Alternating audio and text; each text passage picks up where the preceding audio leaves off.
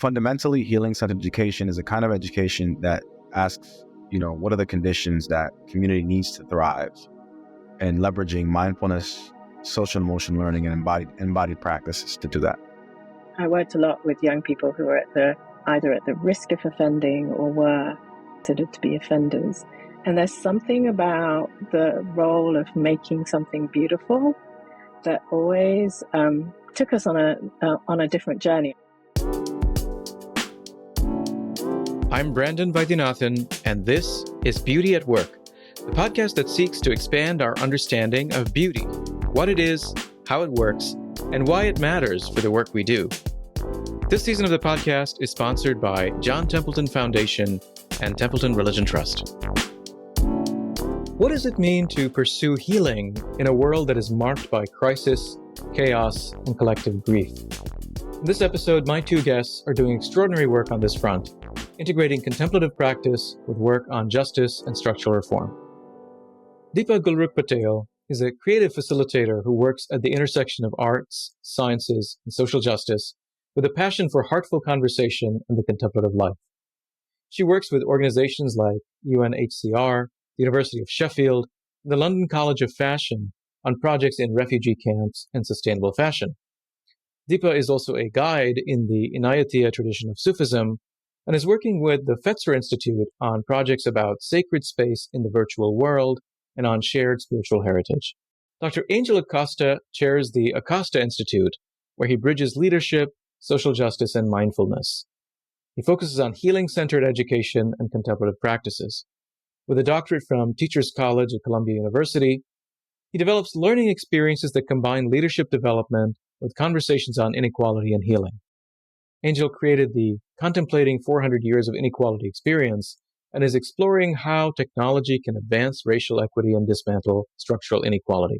In our conversation, we explore how storytelling, mindfulness, and creativity can transform woundedness into resilience, foster connection in times of crisis, and empower individuals and communities to be agents of healing. Let's get started. Welcome you both, first of all. So Deepa and Angel, thank you both for joining us, for reconnecting again. You were just saying how you'd met a few years ago at the House of Beautiful Business, and Tim was a guest on the podcast a few episodes ago, and the house is very dear to me. So it's great to see the generative potential of that initiative paying dividends. So welcome, and so good to have you both on the show. I had suggested to both of y'all, since you're masters in contemplative practice, that we could give our listeners and viewers a bit of a gift and launch the episode perhaps with a centering practice that perhaps Deepa could lead, and then Angel, we could close the episode off with something that you might offer. So Deepa, please go ahead. Thank you, Brandon. It's lovely to be here with both of you. And the main practice that I'm working with at the moment is with the breath to help to center us. And it's very simple. And the practice is to just become aware of how our breath comes towards us. There's actually nothing that we have to do in this process of breathing. We can feel it as it enters us. And then this beautiful body does its magic as we exhale. So just become aware of what it's like to feel this breath coming towards you. Feel it touching your heart.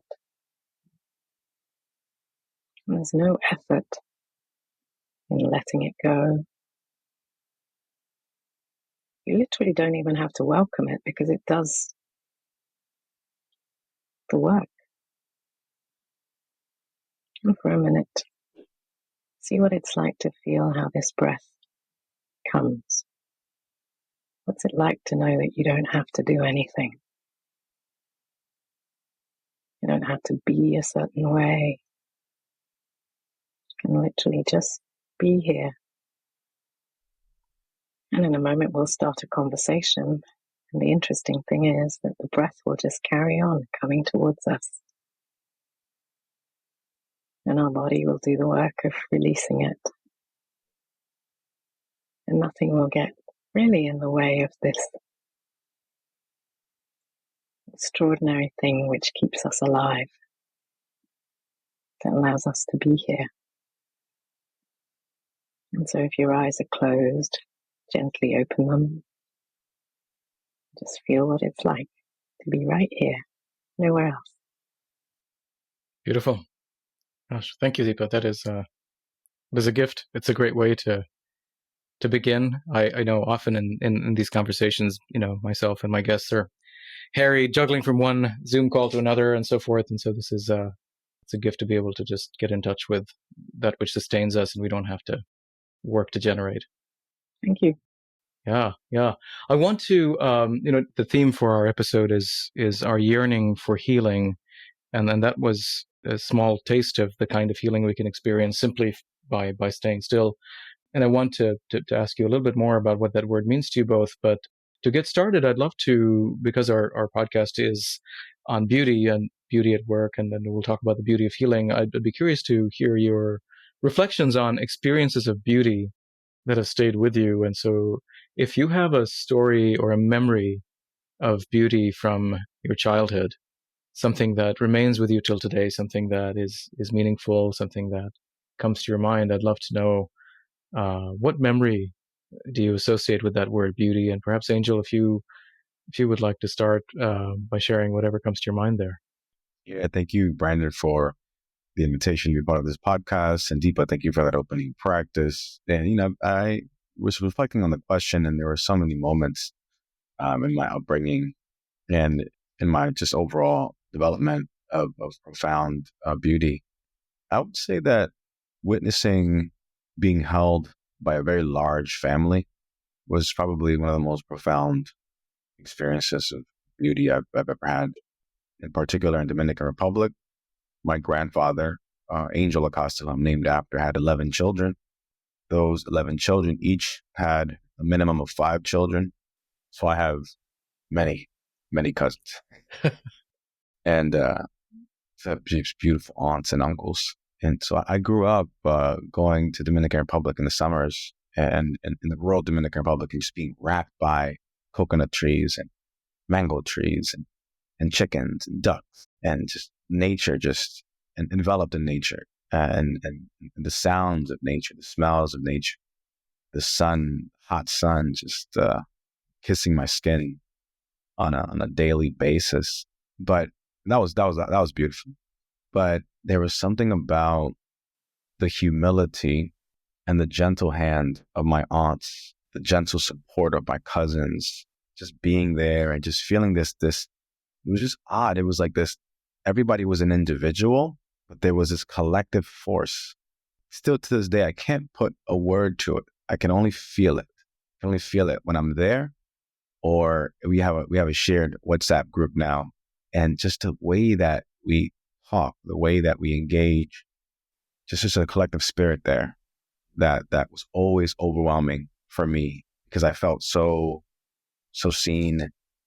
And the unique thing about that is that, in Dominican culture, you have a variety of ancestral lineages, not just Spanish, you have mestizo, folks who had indigenous, and also African.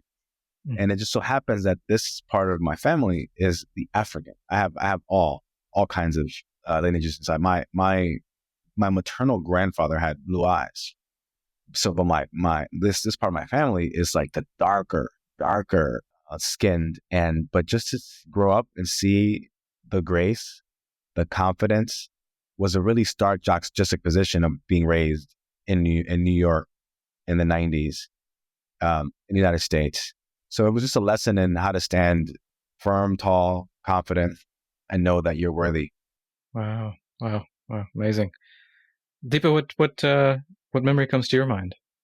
Well, I'm a bit like Angel. I was thinking there's a few, but the one that really stays with me was my grandmother. I was brought up a lot by my grandmother as a kid, and she had a spiritual practice that she had, and she had a little meditation place in her room, and she was sitting there meditating. And I remember creeping into the room as a little child, and first kind of noisily, and then realizing that she was doing something special. And I remember just crawling into her lap and sitting there for a moment and experiencing, well, the only word that I do have for it is it was like the numinous. It was something so extraordinarily beautiful and light-filled and still in that moment. And, I didn't last long in that lap as a kid, but the memory of it stays with me. And even just invoking it, a little bit like actually feeling your family, Angel, even though I don't know them, as you were talking about them, it's the same thing.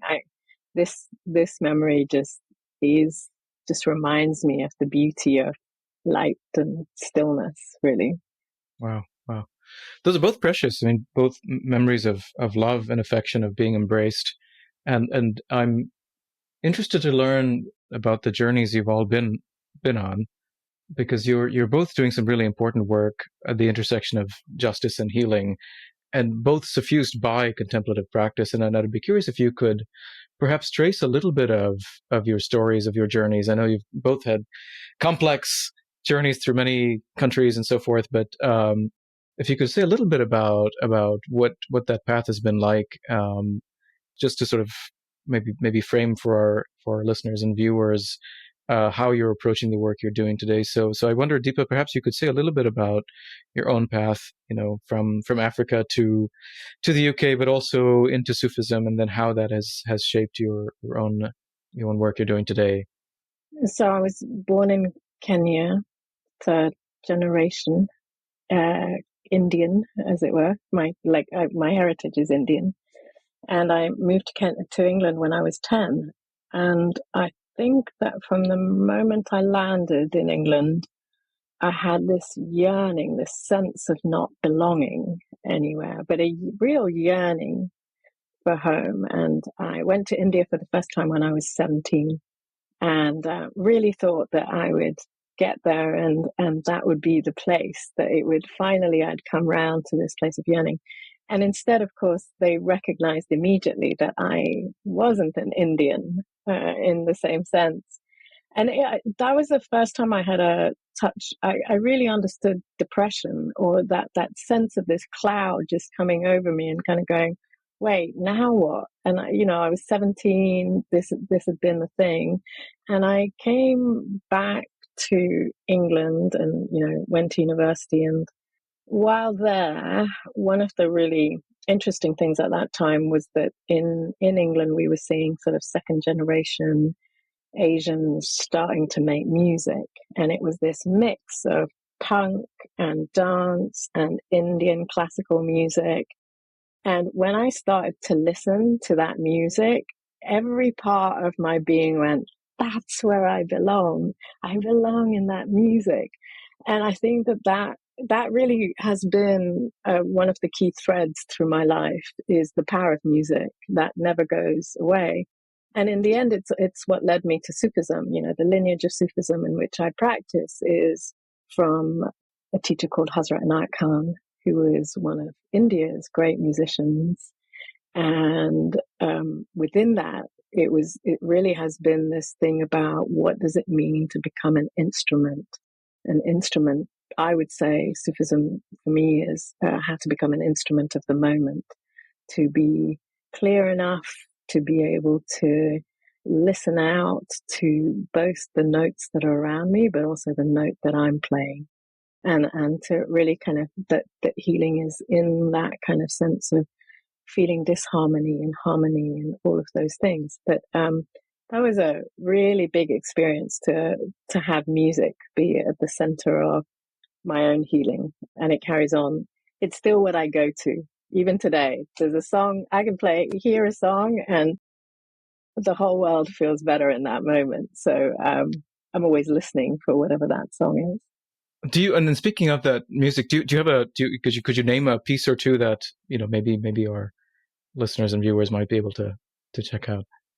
Well, in terms of that music, that was the bands that were playing around that time were Asian Dub Foundation, Nitin Sawhney, Talvin Singh. These are all UK, but really they were mixing this music together in different ways, and that had such a massive impact. But I mean, we could just talk about music in this whole session, right? It'd be like each one of us will go, oh yeah, that piece of music. And then but those are the artists of that time. Thank you. Yeah. Angel, tell us your own journey. And, I'd love to know both in terms of your own sort of moving to New York City and your relationship to the Dominican Republic, but also your own, your contemplative journey and then the work you've done on healing-centered education and how that came about. Yeah, no, obviously it's a long journey. Just acknowledging the fact that in my paternal side of the family, and even in my maternal side of the family, they're amazing too. There was always this theme around care. Many of them were teachers, nurses, and if they weren't tending to people, they were tending to land by way of being, agricultural workers. So whether I was conscious of it or not, that just kind of was a theme throughout my life of tending to people and having an ability to hold space for community and having this empathic sensitivity towards people's suffering. My initial kind of exploration into real formal study of people was in anthropology. So my first deep dive was in studying cultural anthropology in undergrad and being able to study abroad in a variety of different places and being exposed to just different communities. I studied in Senegal, Czech Republic, in Europe. I got a chance to go to Mexico as well, in Cuba. And throughout those experiences, I just noticed that, especially in religious communities, there was always this contemplative touch that most spiritual communities had this ability to slow down and pause, whether it be in the form of prayer or in the Sufi tradition, that wonderful dancing that you all do, or the Hare Krishnas, with their good food, place, PR. But so through Anthro, I got a chance to lean into a variety of different communities by way of formal study. And that was where I became curious about mindfulness, secular mindfulness in particular, practicing it to still myself, to create a sense of stillness. So I remember starting to try to meditate for like 2 minutes and being utterly not successful. And then gradually, playing with a little bit of yoga, and Bikram yoga at the time was really popular, and simultaneously developing an interest in justice work, understanding social justice pedagogy, critical pedagogy, and just developing a language and an understanding of different systems that generate inequality across gender, sexuality, class, and different forms of oppression. So I ended up graduating with that degree and being exposed to the 2008 crisis. There were no jobs. So what was a young anthropologist to do with all this knowledge around people? So I actually jumped back into school and studied leadership and leadership studies. And that kind of matured my understanding of culture, and it began to shape how I began to ask questions around mindfulness in the context of leadership, in the context of institutional trauma and interpersonal trauma. I later spent about 8 years working to help low-income communities prepare for higher education. So I traveled the country, visiting different public school systems, just kind of developing their leadership skills and indirectly integrating mindfulness. I was doing more mindfulness at that time in my own practice. But overall, what occurred was that after 8 years of watching and witnessing our wonderful public school system, I developed a sensitivity towards how much suffering there was for teachers and for students and school leaders who are trying to do a good job. I decided to get more education and pursue a doctorate in education. And the question that I was trying to answer was, what's the relationship between mindfulness and social justice? What's that relationship? Because on one hand, I was seeing so many people burn out, trying to support within public school systems, and also trying to be activists to change the systems that are causing suffering. And I was also seeing so many people in the yogic and the mindfulness communities blissing out and zenning out on the mat, but disconnecting themselves from the very suffering and that these folks over here were trying to change. Well, that's where, after refining the question further, it was more, is healing-centered education possible? So that's kind of like, if I had to give you a 5-minute pitch, there's so much else that really tied that inquiry, but that's the core of it, is that at the center of it, healing and trauma are shared experiences across communities that are trying to respond to these systems. Yeah. No, thanks, Angel. That is, and that's really a critical point, because I do think a lot of folks think that the inner life, the inner work that is associated with contemplative practice, with contemplative work, with spirituality, and so on, are an escape, right? There's a lot of criticism of looking inward as a kind of navel gazing escape from dealing with the real work of reforming social structures and changing society, and then yet you find that there's certainly a lot of burnout among activists, humanitarian workers, etc., who are trying to change, large scale systems, policies, etc., without attending to that in our world. And so, how do you reconcile those things, right? And so what is a healing centered education, and you've done what you would call a healing centered social science, right? Or healing oriented approach to social science, which is a bit different even research wise. Could you describe, perhaps for our listeners who are not familiar with that term, what does that concretely look like? Yeah. So part of the exciting work is that we were part of a cluster of scholars who just happened to begin to think about this work at around the same time. But it's a healing-centered paradigm. It's that there's enough evidence to suggest that the last 150 years of different approaches to education suggest that there's a healing-centered paradigm afoot, from the explosion of mindfulness globally in the United States to the integration of social and emotional learning across K through 12 and even adult learning curriculum, restorative justice as a way to deal with the incarceration and penal system, somatic and embodiment practices, this attempt to integrate mind-body from the historical Cartesian logic of mind-body dualism. So there's enough evidence to suggest that there's this thrust for healing-centered education and healing-centered movements. In fact, the civil rights movement was a healing-centered movement. The abolitionist movement, the breaking the back of Western transatlantic slave trade, was a healing-centered movement. So you could suggest that we've been on a trajectory of healing, especially as the women's movement, the environmental movement, disability rights movement in the 70s have all tried to kind of correct the ways in which white supremacy and our political economy cuts the life trajectories of certain communities in very specific ways. So it gets interesting, though, now with the current political context. DEI is an example. DEI's success is an example of the healing-centered turn.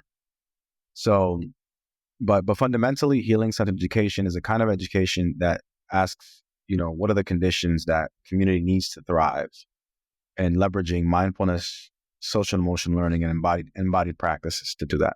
Mm-hmm. Deepa, what is your own path been like to if you could say a little bit perhaps about the work you've been doing in Africa with refugees, with displaced persons?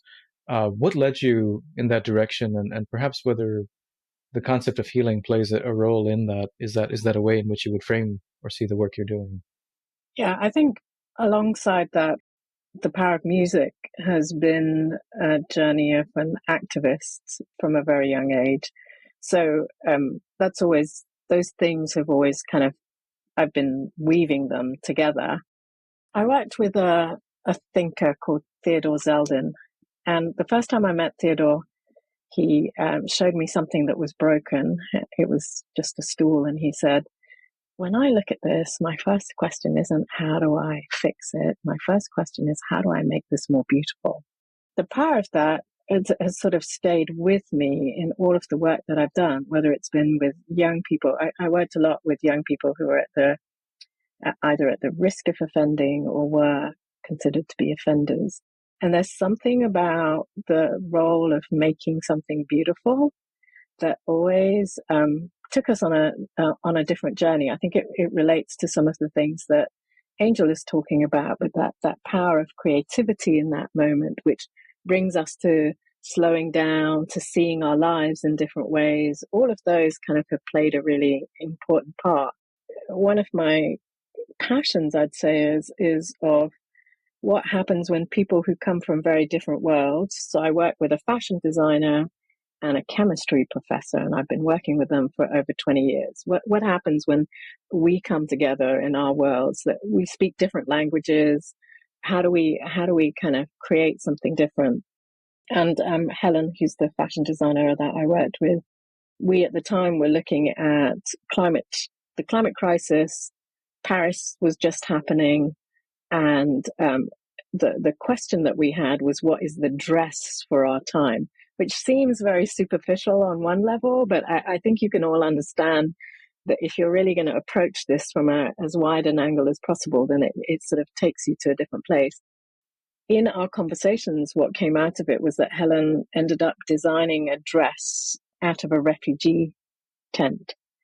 And once it had been designed, and it's like one of those things that as it, there was a model that wore it in King's Cross as people were getting on the Eurostar to go to Paris, and then it was in Paris. It sort of is the way that beauty does that. It just stops you. It stops the mind, and you're sort of like, wait, what is this? Nothing. You can't make sense of it. And I think that element of surprise and awe, I would say, is also a kind of central theme in the work that I do. So what happened was, as children started asking questions about the dress, was who do the fingerprints belong to? And eventually we went back to UNHCR, and Helen was invited to go to Zatari, where this tent had come from, which is in Jordan. And as part of that, she took Tony, the chemistry professor, and myself there. And that was our first experience of kind of walking in. And it's really wonderful to hear Angel's story, which has this lovely progression.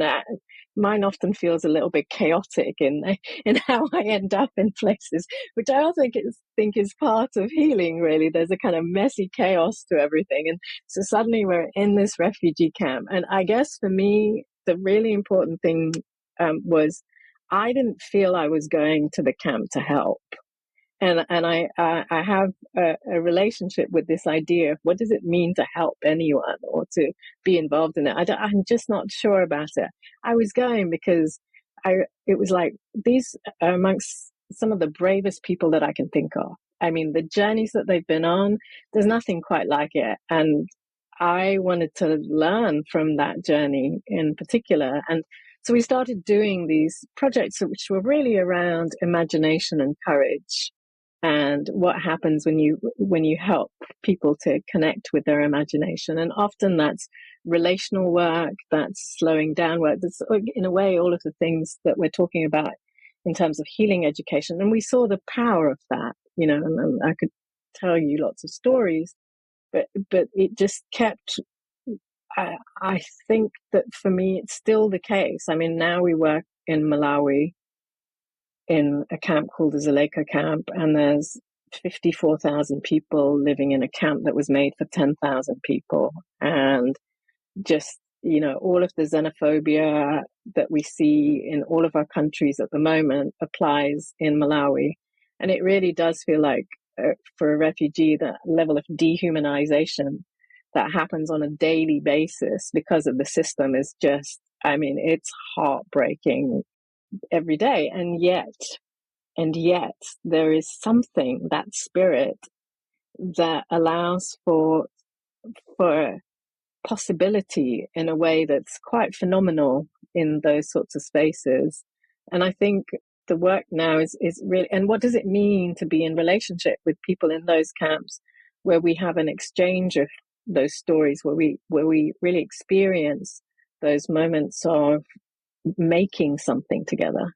So I feel like making is a kind of central part of that, because most of our work is about making. And in that process of making together, it's like not only do we discover ourselves, but we also discover the power of what we're doing. So the latest project that's come out of that was we're working on digital platforms, looking at how you make artifacts. And with the refugees that we work with, we just given them a grant to be able to make something. And so they went off to the local market. They got an idea about what they wanted to design, and they got scammed.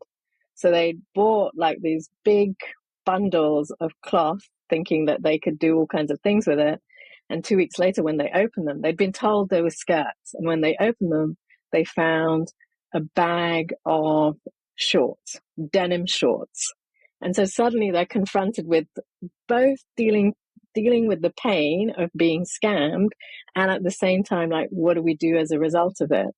And the result of it has been that they've created the most amazing piece called the Pockets of Love. They essentially sewed all the pockets together. And within that, I think that right now and then what's happened is that they put messages in those pockets. And when we first went back, they were like, we were all in a, tell us what the messages are. And they were like, no.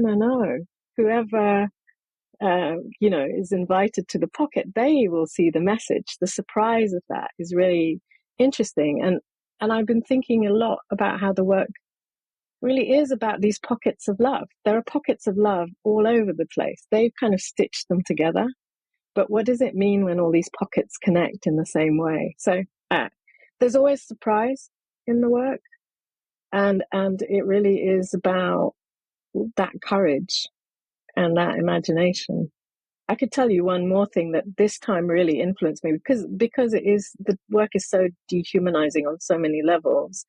But one of the people that we work with is a pastor in a church.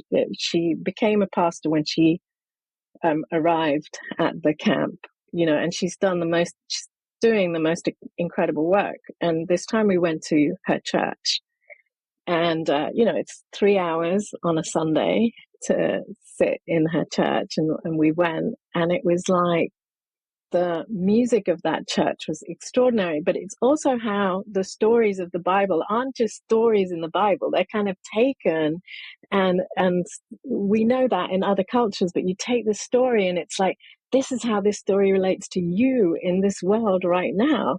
And even, we always go with, oh yes, we're doing this work. And then I realized, these people are able to keep facing everything because they go to church 3 times a week for 3 hours. They sing together. They listen to stories of how you overcome all kinds of things, and of course there's all of the trauma, there's all of the work that goes on there. But just that, I mean, in the world in which I live, that doesn't happen. I don't go to a community in that way. So it was this, like you said, it was, Angel, you're talking about humbling. And I actually think whatever work we do around healing and justice is humbling work.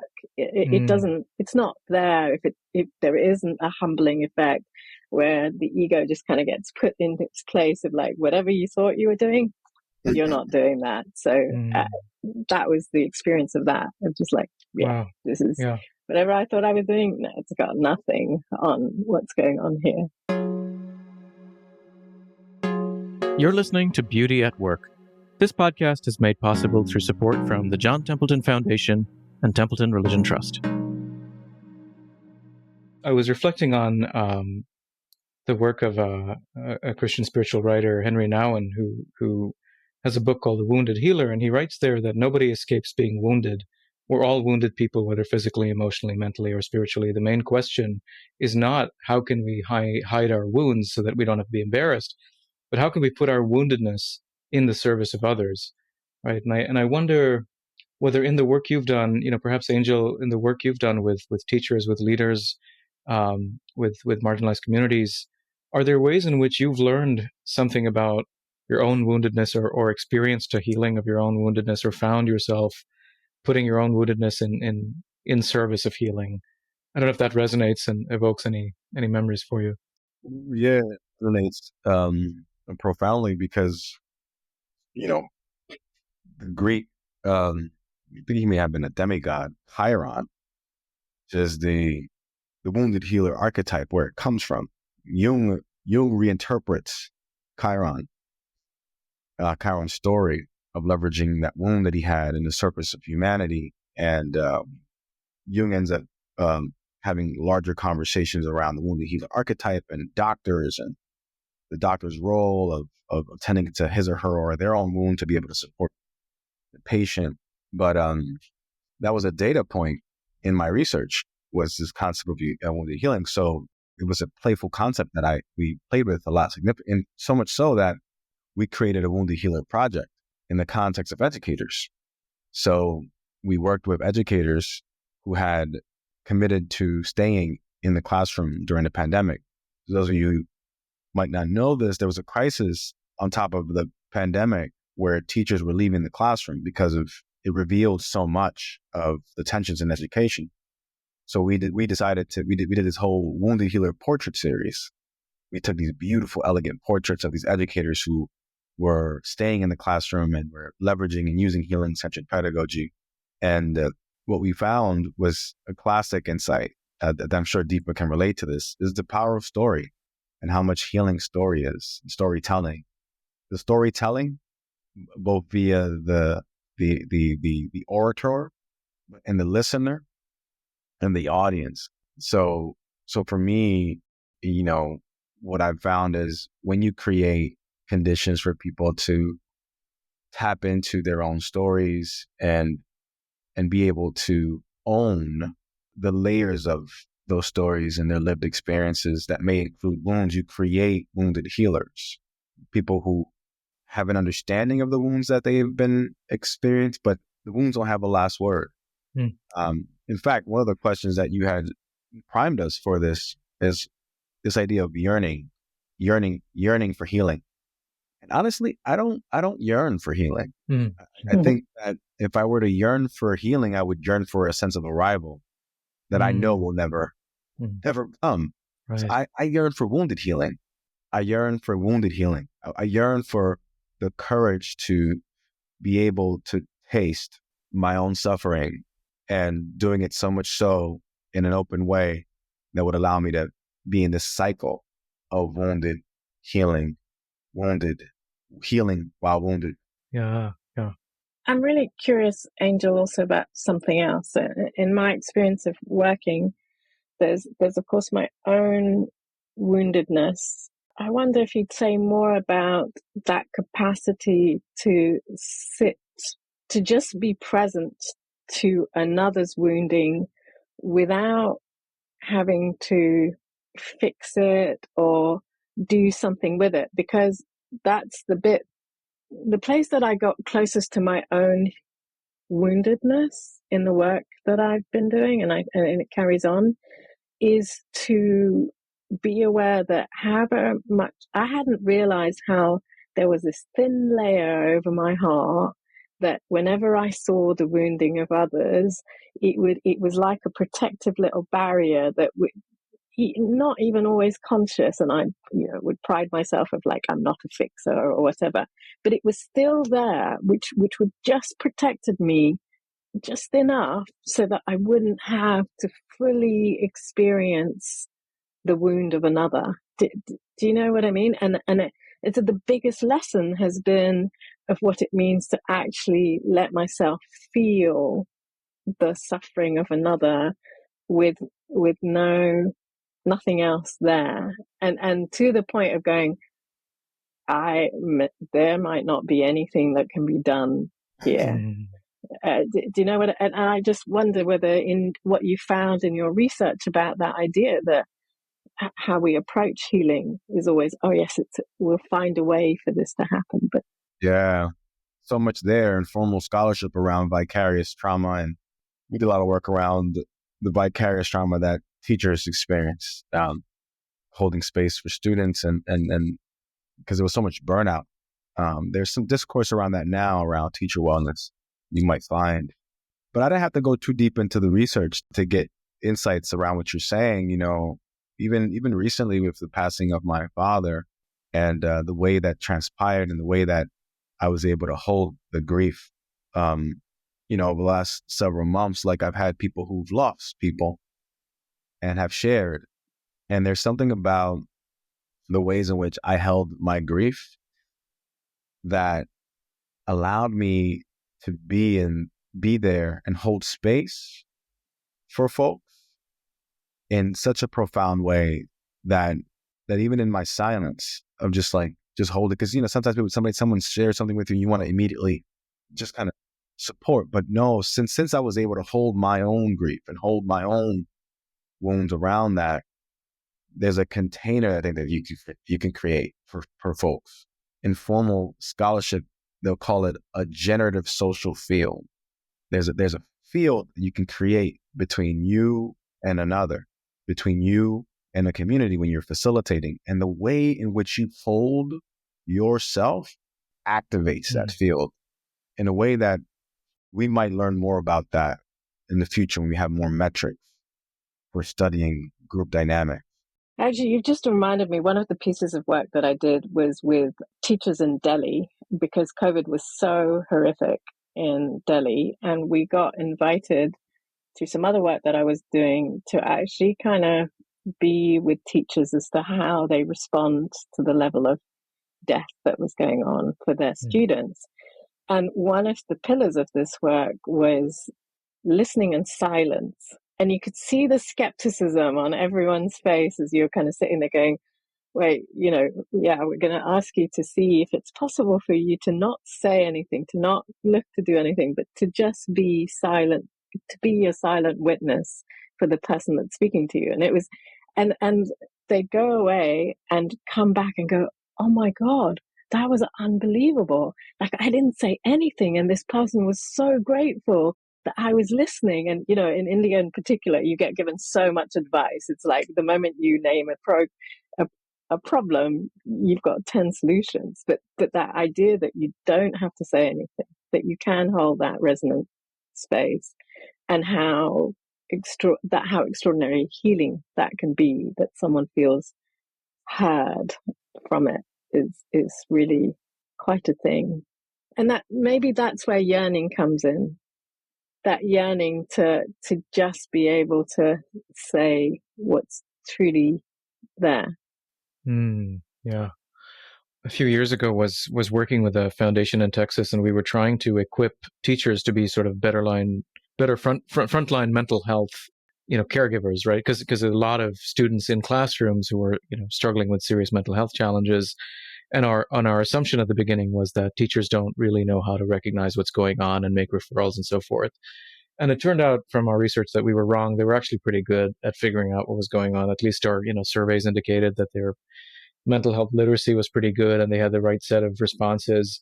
The challenge was they themselves were burnt out, that they didn't have the ability to hold space for others because they didn't have any place to go to with their own challenges. And so then it gets to the point where I know what I'm supposed to do to help this other person, but I can't get there. I can't allow myself to go there because I'm just so frustrated and can't deal with what's going on inside me.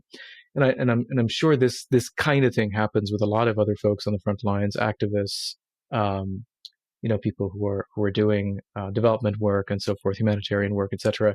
Are there concrete practices that you all have seen that you've used that could help folks who are in this situation? Like, how do you how do you train them, or how do you help them to better engage in these contexts and to find help for this kind of challenge?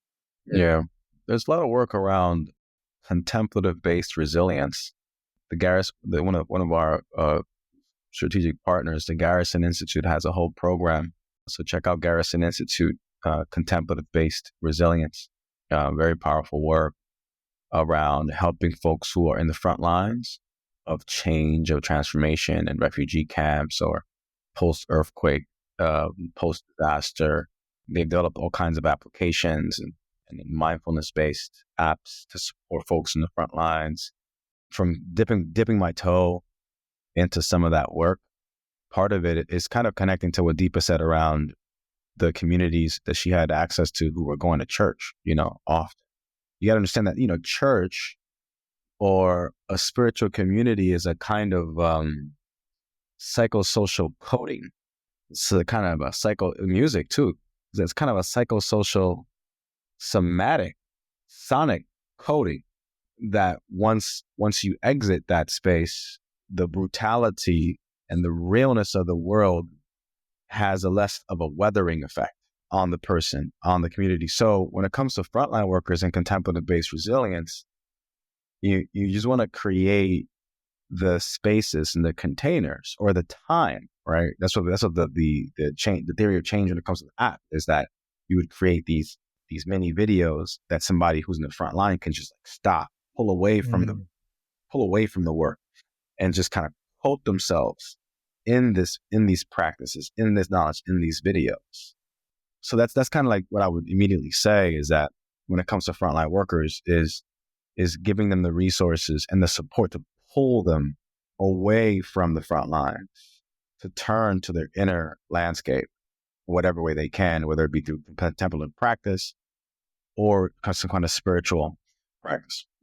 I'll say it again, and this is more from experience than necessarily, giving you a body of work. The thing that I see more and more is that experience of making something together, where your label of you're the teacher or you're the aid worker or you're the refugee, because often what we do whenever we're together is go, hi, my name is da da da and this is what I do. But if you drop that and you're all making something together, which you might not know how to do it, like just doing embroidery, or making something, that creates a kind of equalizing factor of stillness and concentration, which is really different, because when we're learning or we're trying something new, it does the same thing, right? You're out of the thing that you're in and you're somewhere else. And there's just a sense of what's possible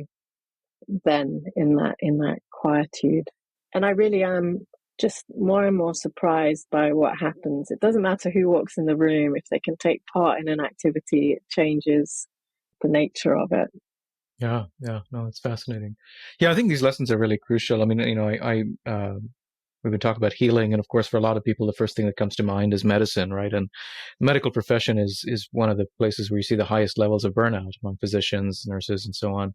And so that's really a space that's in desperate need of reform, of finding ways to better support healers and to have a more sustainable model, more generative model of healing. And perhaps there might be something that could carry over from the practices that you all are suggesting to that world. I don't know how that could happen given all of the pressures that hospital systems are in and physicians are in, but I wonder if there might be anything you've seen there or anything you might recommend that could work even in a context like that. Yeah, I'll just say briefly that when it comes to burnout, some of the scholarship around it, when burnout became to be a thing in the 1970s as a concept, with three things. There are many more, but one, a sense of emotional exhaustion. Like you're so exhausted you can't even feel your feelings. Two, a lack of appreciation from those who you report to or those who you work for. And then three, a reduced satisfaction in the work you're doing. And part of what happens is what's called a burnout cascade. So you're feeling emotionally exhausted, maybe for years. You're being disrespected or just not acknowledged at work. And then you just kind of lose your mojo when it comes to work. And then there's a cascade, meaning there's that one event, that one argument, that one instance, and you're literally, your system just gets flooded and you fully burn out. So one of the little things that I think, in this case, hospitals, or in this case, anybody in the health professions can begin to do is, one, constantly creating opportunities to discuss your why around the work. Your why around the work. Because your why around the work allows you to stay connected to the satisfaction around why you're doing it. And then two, developing inside the hospital peer-to-peer connections that are supportive to express and articulate the emotional and difficult work of working in the hospital, because that helps with the emotional fatigue. And then lastly, supervisors can do a better job at just acknowledging micro moments with residents, like just kind of really just like, I saw you, the way you took care of that patient, I really appreciate it. Like just like little affirmative moves help with reducing this sense of not being appreciated from. So it's really tactical things that people can do and then that administrators can do. And it works the same way in schools, people, and principals just acknowledging teachers more, helping teachers think more about the why of why they're doing things more often, all helps to reduce burnout. I have more of a question. Angel's got wonderful examples. One of the questions that I'm holding in all of the work that I do, and my own experience of being in hospital, all of those things, the question that I have is around effect and impact of professionalizing things in terms of how that then impacts on our capacity to relate to each other. Because that professionalizing of being a customer, a client, that seems to always take away from that very simple act, right? And I'm just, more and more curious about it. And I understand that it can be used as a particularly if you're working on the front lines of anything, that you need something that allows you to protect. So that's there. But that question of professionalism and relation is sort of there in my mind as I watch it, maybe as an inquiry. Yeah, it's a very tricky one, right? Because there's the need for boundaries, there's the prevention of abuse and so forth, as well as, especially in the US, the constant fear of lawsuits. And there's so many things that conspire to generate. So we just have more and more of those. And within it, because I certainly see that in the refugee camp, where a refugee is a beneficiary, or they're just their identity is caught up, so that it is like they lose their humanness and their humanity. There's a wonderful young man that we work with. He says he has this wonderful jacket which says, "A refugee is a situation, not an identity." I think that's where my curiosity about this question has come from, that often we're in situations, they're not our identities, and what's that possibility. So Great. Listen, I have so many more questions for you, but I know we're running up against time, but I wonder if y'all could perhaps maybe say a word about what it is that you're really excited about, or what's really sort of in front of you these days in this coming year, or the next little phase of the work you're doing that you're either most hopeful about, or that where you find yourself called or perhaps longing to maybe bring about healing or to serve. Like, what does that look like for you these days? I know, Angel, you're doing a lot of work on AI these days. I don't know if that's something you might want to speak to, but anything else too? Yeah. AI work is interesting, and it's too complicated, especially the ethics around it. So I kind of like dip in and out of it because I'm tired. It's a lot, especially with the ways in which it consumes so much water. Yeah. So much water is needed in one of my favorite states, California. So I struggle there. But I think we're in an interesting time, in terms of the different challenges that are being thrown at us. And I'm actually excited to figure out a way to make, beautiful work, right? In light of your podcast, right? What is, beautiful work, beauty at work. And so I just broadly commit to taking the heat of the challenges that are within my community and try to kind of mold programming that is beautiful. So for example, the poly opportunity with the House of Beautiful Business, what does it mean to look at the most pressing challenges and look at them as gentle opportunities for intervention, and not even intervention in terms of changing the actual world, but to be in this relationship, as Deepa kind of alludes to. I think the Sustainable Development Goals, Development Goals, all these ways to professionalize and create metrics to intervene, just have maybe fallen short in some regards. So what does it mean to be in this dynamic relationship with poly opportunities? I think that is where a lot of my energy is in right now. Great. Oh, it's such a nice, juicy question. And I kind of want to piggyback off in terms of what you've just said about opportunity, poly opportunity.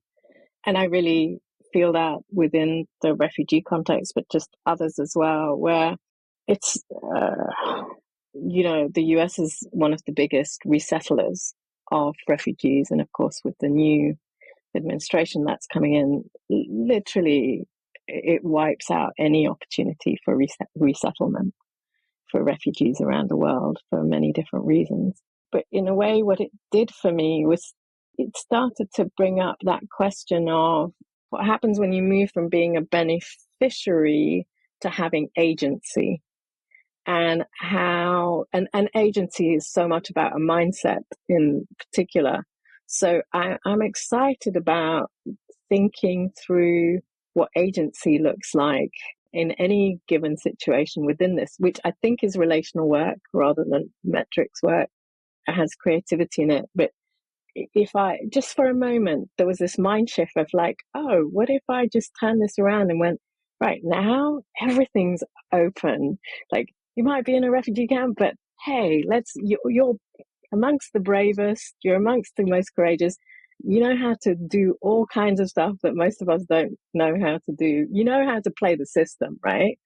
I'm so interested in the fact that many people know how to play the system, and how do we work off the back of that play and the back of that agency. So it still speaks to the beautiful work that you're talking about, Angel, but I'm really fascinated by that. And I think the other in agency is the whole notion of my own playfulness is around what it would mean to be a secret agent in this time. I feel like a whole redefinition of secret agents is up in the world that we're doing. So that's a playful thing, which isn't metric based, but has something of the relational. And you're both smiling, and that's where I know that secretly we all want to be secret agents. Right. That's amazing. Well, I wonder, Angel, if you might perhaps maybe close us with some kind of a centering practice or meditation that could help us to move forward from this episode as secret agents of healing in the world. Yeah, of course. My pleasure. And to be in that playful spirit, I'm a double agent. Okay. Oh, yeah. Secret, not secret. Double. Got it. Yeah. But just inviting everybody here and listening to, just as we began that wonderful contemplative practice with Deepa, just if you feel comfortable, you can gently just close your eyes and take a gentle deep breath in through your nose and gently out through your mouth, and just gently find your own gentle rhythm with your breath. Feeling into the breath as it comes in as a way to take in the world. And as you exhale, a way to letting it go.